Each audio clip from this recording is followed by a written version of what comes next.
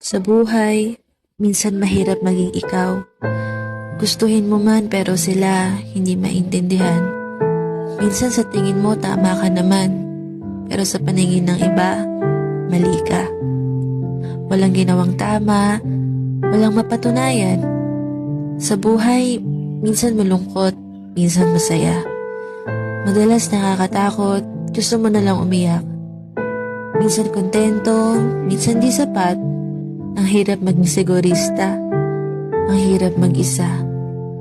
Ang buhay, hindi nawala ng tanong. Hindi nawawala ng duda. Duda sa sarili, pangarap, o kahit pa pagmamahal. Ang buhay ay walang kasiguraduhan.